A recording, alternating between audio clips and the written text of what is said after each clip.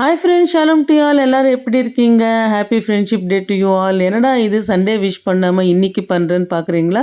Friendship day வந்து ஒரு நாளை குறித்து வச்சு அன்னைக்கு தான் விஷ் பண்ணணும்னு இல்லைங்க. நம்ம ரெகுலராக கொண்டாட வேண்டிய ஒரு நாள் இது.